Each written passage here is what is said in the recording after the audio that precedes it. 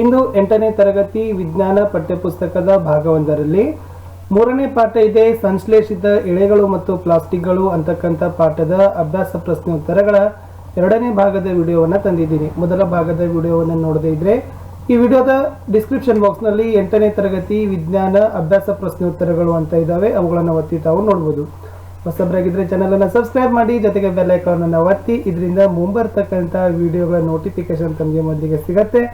ನೀವು ನಮ್ಮ ಟೆಲಿಗ್ರಾಮ್ ಗ್ರೂಪ್ಗೆ ಕೂಡ ಬಂದು ಜಾಯ್ನ್ ಆಗಿ ಅಂತ ಹೇಳ್ತಾ 2ನೇ ಭಾಗದಲ್ಲಿ ಯಾವೆಲ್ಲ ಪ್ರಶ್ನೆಗಳಿದಾವೆ, ಉತ್ತರ ಏನು ಅಂತ ನೋಡುವ. ಪ್ರಶ್ನೆ 8. ಕೆಳಗಿನ ವಸ್ತುಗಳನ್ನು ಚಕ್ರೀಕರಣಗೊಳಿಸಬಹುದಾದ ಮತ್ತು ಮರುಚಕ್ರೀಕರಣಗೊಳಿಸಲಾಗದವುಗಳಾಗಿ ವರ್ಗೀಕರಣವನ್ನು ಮಾಡಲಿಕ್ಕೆ ಹೇಳಿದರು. ಸೊ ಮೊದಲಿಗೆ ನೋಡೋಣ, ಮರುಚಕ್ರೀಕರಣಗೊಳಿಸಬಹುದಾಗಿರ್ತಕ್ಕಂಥ ವಸ್ತುಗಳು ಯಾವುವು ಅಂತ. ಪ್ಲಾಸ್ಟಿಕ್ ಆಟಿಕೆಗಳು, ಕೈ ಚೀಲಗಳು, ಬಾಲ್ ಪಾಯಿಂಟ್ ಪೆನ್, ಪ್ಲಾಸ್ಟಿಕ್ ಬಟ್ಟಲು ಮತ್ತು ವಿದ್ಯುತ್ ತಂತಿಗಳ ಮೇಲಿನ ಪ್ಲಾಸ್ಟಿಕ್ ಹೊದಿಕೆ, ಪ್ಲಾಸ್ಟಿಕ್ ಕುರ್ಚಿಗಳಿದಾವಲ್ಲ, ಇವೆಲ್ಲವುಗಳನ್ನು ನಾವೇನು ಮಾಡ್ಬೋದು ವಿದ್ಯಾರ್ಥಿಗಳೇ, ಮರುಚಕ್ರೀಕರಣಗೊಳಿಸಬಹುದಾಗಿರ್ತಕ್ಕಂಥ ವಸ್ತುಗಳು ಆಗಿದ್ದಾವೆ. ಇನ್ನೇನು ಹೋಯ್ತು, ಮರುಚಕ್ರೀಕರಣಗೊಳಿಸಲಾಗದ ವಸ್ತುಗಳು ಅವ್ಯಾವ ಅಂತಂದ್ರೆ ದೂರವಾಣಿ ಉಪಕರಣಗಳಾಗಿರ್ಬೋದು, ಕುಕ್ಕರ್ನ ಹಿಡಿಕೆ ಆಗಿರ್ಬೋದು, ವಿದ್ಯುತ್ನ ಸ್ವಿಚ್ ಆಗಿರ್ಬೋದು. ಈ ವಸ್ತುಗಳನ್ನು ನಾವೇನು ಮಾಡೋದಕ್ಕೆ ಸಾಧ್ಯ ಇಲ್ಲ, ಮರುಚಕ್ರೀಕರಣ ಮಾಡಲಿಕ್ಕೆ ಸಾಧ್ಯ ಇಲ್ಲ. ಪ್ರಶ್ನೆ 9. ರಾನಾ ಬೇಸಿಗೆಗಾಗಿ ಅಂಗಿಗಳನ್ನು ಕೊಳ್ಳಲು ಬಯಸುತ್ತಾನೆ. ಅವನು ಹತ್ತಿಯಿಂದ ಮಾಡಿದ ಅಂಗಿಗಳನ್ನು ಕೊಳ್ಳಬೇಕೆ ಅಥವಾ ಸಂಶ್ಲೇಷಿತ ವಸ್ತುವಿನಿಂದ ಮಾಡಿದ ಅಂಗಿಗಳನ್ನು ಕೊಳ್ಳಬೇಕೆ? ಸೂಕ್ತ ಕಾರಣದೊಂದಿಗೆ ರಾನಾನಿಗೆ ನಿಮಗೆ ಸಲಹೆ ಕೊಡಲಿಕ್ಕೆ ಹೇಳಿದ್ದಾರೆ. ಉತ್ತರ ಏನು ಹೇಳಬಹುದು ಅಂತಂದ್ರೆ, ರಾನಾ ಹತ್ತಿಯಿಂದ ಮಾಡಿದ ಅಂಗಿಗಳನ್ನು ಕೊಳ್ಳಬೇಕು ಅಂತ ನಾವು ಸಲಹೆಯನ್ನ ಕೊಡಬಹುದು. ಯಾಕೆಂದ್ರೆ ಈ ಹತ್ತಿಯಿಂದ ಮಾಡಿರ್ತಕ್ಕಂಥ ಬಟ್ಟೆಗಳು ನೀರನ್ನ ಹೆಚ್ಚು ಹೀರಿಕೊಳ್ಳುವ ಸಾಮರ್ಥ್ಯವನ್ನ ಹೊಂದಿರೋದ್ರಿಂದ ಸಹಜವಾಗಿ ಬೇಸಿಗೆಯಲ್ಲಿ ಆಗ್ತಕ್ಕಂಥ ಒಂದು ಬೆವರಿನಿಗೆ ಆ ಹೀರಿಕೆಯನ್ನ ಏನ್ ಮಾಡ್ತಾವಪ್ಪ ಅಂದ್ರೆ ಹತ್ತಿ ಬಟ್ಟೆಗಳಲ್ಲಿ ಪ್ರಮಾಣ ಹೆಚ್ಚಿರ್ತದೆ. ಅಷ್ಟೇ ಅಲ್ಲದೆ ಆ ಬೆವರನ್ನ ಹೀರಿಕೊಂಡು ನಮ್ಮ ದೇಹಕ್ಕೆ ತಣ್ಣನೆಯ ಅನುಭವವನ್ನ ಹತ್ತಿ ಬಟ್ಟೆಗಳನ್ನ ಕೊಡೋದ್ರಿಂದ ನಾವು ರಾನಾನಿಗೆ ಏನಂತ ಹೇಳ್ಬೋದು, ಬೇಸಿಗೆಯಲ್ಲಿ ಹತ್ತಿಯಿಂದ ಮಾಡಿದ ಅಂಗಿಗಳನ್ನೇ ಕೊಂಡುಕೊಳ್ಳು ಅಂತ ಹೇಳ್ಬೋದು. ಪ್ರಶ್ನೆ 10.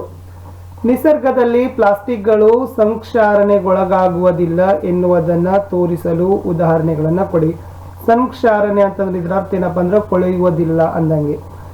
ನಿಸರ್ಗದಲ್ಲಿ ಪ್ಲಾಸ್ಟಿಕ್ಗಳು ಕೊಳೆಯೋದಿಲ್ಲ, ನಾಶವಾಗೋದಿಲ್ಲ ಅಂತ ತೋರಿಸ್ಲಿಕ್ಕೆ ಕೆಲವೊಂದಿಷ್ಟು ಉದಾಹರಣೆಗಳನ್ನ ತಮಗೆ ಕೊಡ್ಲಿಕ್ಕೆ ಹೇಳಿದ್ದಾರೆ. ಸೊ ಮೊದಲು ಹೇಳ್ಬೋದು ಅಂತಂದ್ರೆ, ಪ್ಲಾಸ್ಟಿಕ್ಗಳು ನೀರು ಮತ್ತು ಗಾಳಿಯೊಂದಿಗೆ ವರ್ತನೆಯನ್ನ ಮಾಡೋದಿಲ್ಲ, ಆದ್ದರಿಂದ ಅದೇ ಕಾರಣಕ್ಕಾಗಿ ಅವು ಸಂಕ್ಷಾರಣೆಗೊಳಗಾಗೋದಿಲ್ಲ ಅಂತ ಹೇಳ್ಬೋದು. ಉದಾಹರಣೆಗಾಗಿ ನಾವು ಮನೆಯಲ್ಲಿ ಬಳಸ್ತಕ್ಕಂಥ ಪೋಲಿನ್, ಲೈಜಾನ್, ಫೆನೈಲ್ ಮುಂತಾದವುಗಳನ್ನ ಏನ್ ಮಾಡ್ತಾರಪ್ಪ ಅಂತಂದ್ರೆ ಪ್ಲಾಸ್ಟಿಕ್ ಡಬ್ಬಿಗಳಲ್ಲೇನೆ ಅವುಗಳನ್ನ ಹಾಕಿ ಇಟ್ಟಿರ್ತಾರೆ. ಸೊ ಇದನ್ನ ನಾವು ಉತ್ತರಗಳನ್ನ ಕೊಡಬಹುದು. ಮೂಟು ಕ್ವಶನ್ ನಂಬರ್ 11. ಹಲ್ಲುಜ್ಜುವ ಬ್ರಷ್ನ ಹಿಡಿಕೆ ಮತ್ತು ಕೂದಲುಗಳು ಎರಡನ್ನೂ ಒಂದೇ ರೀತಿಯ ವಸ್ತುವಿನಿಂದ ಮಾಡಿರುತ್ತಾರೆಯೇ? ನಿಮ್ಮ ವಸ್ತುವನ್ನ ವಿವರಿಸಿ. ನೋಡಿ, ಹಲ್ಲುಸ್ತಕ್ಕಂಥ ಬ್ರಷ್ನ ಹಿಡಿಕೆ ಮತ್ತು ಅದರ ಮುಂದೆ ಬ್ರಷ್ನ ಇರ್ತಕ್ಕಂಥ ಕೂದಲುಗಳು ಅವೆರಡು ಒಂದೇ ರೀತಿಯ ವಸ್ತುವಿನಿಂದ ಮಾಡಿರ್ತಾರೆಯೇ ಅಥವಾ ನಿಮ್ಮ ಉತ್ತರಕ್ಕೆ ಕಾರಣ ಕೊಡಿ ಅಂತ ಕೇಳಿದ್ದಾರೆ. ಫ್ಲಾಶ್ ಆಗಿರ್ಬೋದು, ಅವೆರಡು ಕೂಡ ಬೇರೆ ಬೇರೆಯಿಂದನೇ ಮಾಡಿರ್ತಾರೆ. ಹಲ್ಲುಸ್ತಕ್ಕಂಥ ಬ್ರಷ್ನ ಹಿಡಿಕೆ ಬೇರೆ ಇರ್ತದೆ, ಆಮೇಲೆ ಹಲ್ಲುಸ್ತಕ್ಕಂಥ ಬ್ರಷ್ನ ಕೂದಲುಗಳು ಬೇರೆ ವಸ್ತುವಿನಿಂದ ಮಾಡಿರ್ತಾರೆ. ಯಾಕಪ್ಪ ಅಂತಂದ್ರೆ ಹಲ್ಲುಸ್ತಕ್ಕಂಥ ಬ್ರಷ್ನ ಹಿಡಿಕೆ ಗಟ್ಟಿಯಾಗಿರ್ತದೆ ಮತ್ತು ಶಕ್ತಿಯುತವಾಗಿರ್ತದೆ. ಬಟ್ ಹಲ್ಲುಸ್ತಕ್ಕಂಥ ಬ್ರಷ್ನ ಕೂದಲುಗಳು ಏನಾಗಿರ್ತಾವ, ಮೃದುವಾಗಿರ್ತಾವ ಮತ್ತು ಸುಲಭವಾಗಿ ಅವು ಬಾಗುವಂತೆ ಇರಬೇಕು. ಸೊ ಇದೇ ಕಾರಣಕ್ಕಾಗಿ ನಾವು ಏನ್ ಹೇಳ್ಬೋದು, ಹಲ್ಲುಸ್ತಕ್ಕಂಥ ಬ್ರಷ್ನ ಹಿಡಿಕೆ ಮತ್ತು ಕೂದಲುಗಳು ಎರಡೂ ಬೇರೆ ಬೇರೆ ವಸ್ತುವಿನಿಂದನೇ ಮಾಡಿರ್ತಾರೆ. ಮುಂದಿನ ಪ್ರಶ್ನೆ 12. ಪ್ಲಾಸ್ಟಿಕ್ ಬಳಕೆಯನ್ನ ಸಾಧ್ಯವಾದಷ್ಟು ತಡೆಗಟ್ಟಿ, ಈ ಸಲಹೆಗೆ ಪ್ರತಿಕ್ರಿಯೆಯನ್ನ ನೀಡಿ ಅಂತ ಕೇಳಿದ್ದಾರೆ. ಎಲ್ಲ ಕಡೆ ಹೇಳ್ತಾರೆ ಸಾಧ್ಯವಾದಷ್ಟು ಪ್ಲಾಸ್ಟಿಕ್ ಬಳಕೆಯನ್ನ ತಡೆಗಟ್ರಿ ಅಂತ ಹೇಳ್ತಾರೆ. ಹಾಗಾದ್ರೆ ಇದಕ್ಕೆ ನಾವೇನು ಸಲಹೆಗಳನ್ನ ಕೊಡಬಹುದು ಅಂತ ಕೇಳಿದ್ದಾರೆ. ಉತ್ತರ ನೋಡೋದಾದ್ರೆ, ಪ್ಲಾಸ್ಟಿಕ್ ವಸ್ತುಗಳನ್ನ ನಾವುಗಳು ಉರಿಸಿದಾಗ ಅವು ವಿಷಯುಕ್ತವಾಗಿರ್ತಕ್ಕಂಥ ಅನಿಲಗಳನ್ನ ವಾತಾವರಣದಲ್ಲಿ ಬಿಡುಗಡೆಯನ್ನ ಮಾಡ್ತವೆ. ಆಮೇಲೆ ಅಷ್ಟೇ ಅಲ್ಲದೆ ಆ ನೆಲದ ಮೇಲೆ ಈ ಪ್ಲಾಸ್ಟಿಕ್ ವಸ್ತುಗಳನ್ನ ಸುರಿದಾಗ ಅವು ವಿಭಜನೆ ಹೊಂದಲಿಕ್ಕೆ ಹಲವಾರು ವರ್ಷಗಳ ಕಾಲ ಸಮಯವನ್ನು ಸಹಿತ ತೆಗೆದುಕೊಳ್ತವೆ.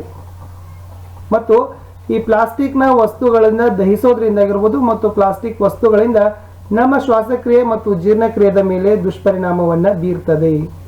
ಸೊ ಅದಕ್ಕಾಗಿ ನಾವೇನು ಹೇಳ್ಬೋದು, ಪ್ಲಾಸ್ಟಿಕ್ ಬಳಕೆಯನ್ನ ಸಾಧ್ಯವಾದಷ್ಟು ತಡೆಗಟ್ಟಿ ಅಂತ ಹೇಳ್ಬೋದು.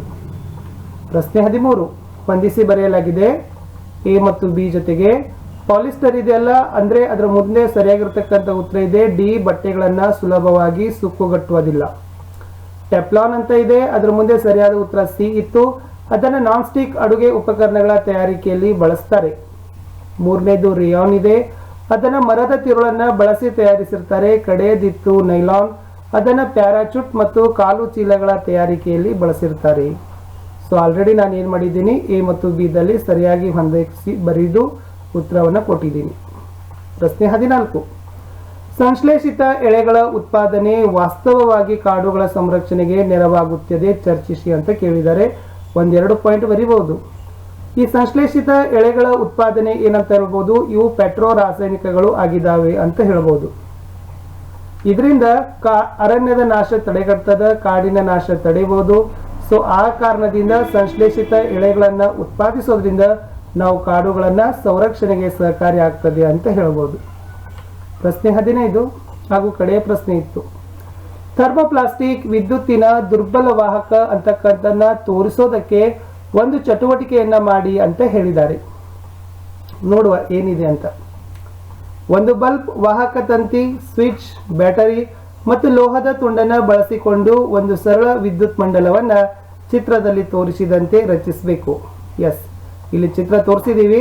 ಈ ಚಿತ್ರದಲ್ಲಿ ತೋರಿಸಿದಂತೆ ತಾವೇನ್ ಮಾಡ್ಬೇಕಪ್ಪ ಅಂದ್ರೆ ಒಂದು ಬಲ್ಬ್, ವಾಹಕದ ತಂತಿ, ಸ್ವಿಚ್, ಬ್ಯಾಟರಿ ಮತ್ತು ಲೋಹದ ತಂತಿಯನ್ನ ಬಳಸಿ ಸರಳ ವಿದ್ಯುತ್ ಮಂಡಲವನ್ನ ತಾವೇನ್ ಮಾಡ್ಕೊಳ್ಬೇಕಾಗ್ತದೆ, ರಚನೆಯನ್ನ ಮಾಡ್ಕೊಳ್ಬೇಕು. ಮುಂದೆ ಸ್ವಿಚ್ ಸಹಾಯದಿಂದ ಮಂಡಲವನ್ನ ಪೂರ್ಣಗೊಳಿಸಿದಾಗ ಬಲ್ಬ್ ಹೊತ್ತಿ ಉರಿತದ. ನಂತರ ಅದೇ ಮಂಡಲದಲ್ಲಿ ಲೋಹದ ತುಂಡಿನ ಜಾಗದಲ್ಲಿ ಒಂದು ಥರ್ಮೋಪ್ಲಾಸ್ಟಿಕ್ ಕೊಳವೆಯನ್ನ ಜೋಡಿಸಬೇಕು. ಆ ಮಂಡಲವನ್ನ ಪೂರ್ಣಗೊಳಿಸಿದಾಗ ಅಲ್ಲಿ ಬಲ್ಬ್ ಹೊತ್ತಿ ಉರಿಯೋದಿಲ್ಲ.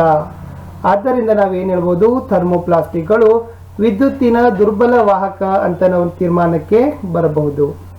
ಇಷ್ಟಿತ್ತು ವಿದ್ಯಾರ್ಥಿಗಳೇ 8ನೇ ತರಗತಿ ವಿಜ್ಞಾನದಲ್ಲಿರ್ತಕ್ಕಂಥ 3ನೆಯ ಪಾಠ ಸಂಶ್ಲೇಷಿತ ಎಳೆಗಳು ಮತ್ತು ಪ್ಲಾಸ್ಟಿಕ್ಗಳು ಅಂತಕ್ಕಂಥದ್ದು. ಇಲ್ಲಿಗೆ ಈ ಪಾಠದ ಪ್ರಶ್ನೋತ್ತರಗಳ ಮುಕ್ತಾಯವಾಯಿತು. ಮತ್ತೆ ಸಿಗ್ತೀನಿ ಹೊಸದಾಗಿರ್ತಕ್ಕಂಥ ಒಂದು ಪಾಠದ ವಿಡಿಯೋದೊಂದಿಗೆ. ಆಲ್ರೆಡಿ ನಾವುಗಳು ಕಲಿಕಾ ಚೇತರಿಕೆಯಲ್ಲಿ ವಿಡಿಯೋಗಳನ್ನು ಹಾಕ್ತಾ ಇದ್ದೀವಿ. 8ನೇ ತರಗತಿಗೆ ಹಿಂದಿ, ಸಮಾಜ ವಿಜ್ಞಾನ, ವಿಜ್ಞಾನದಲ್ಲಿನೂ ಕೂಡ ವಿಡಿಯೋಗಳಿದ್ದಾವೆ. ನಮ್ಮ ಚಾನಲನ್ನು ಸಬ್ಸ್ಕ್ರೈಬ್ ಮಾಡಿದ ನಂತರ ಅದರ ಪ್ಲೇಲಿಸ್ಟ್ ಲಿಂಕ್ಗೆ ಹೋಗಿ ತಾವುಗಳು ವಿಡಿಯೋಗಳನ್ನು ನೋಡ್ಬೋದು. ವಿಡಿಯೋವನ್ನು ಒಂದು ಲೈಕ್ ಮಾಡಿ, ಶೇರ್ ಮಾಡಿ.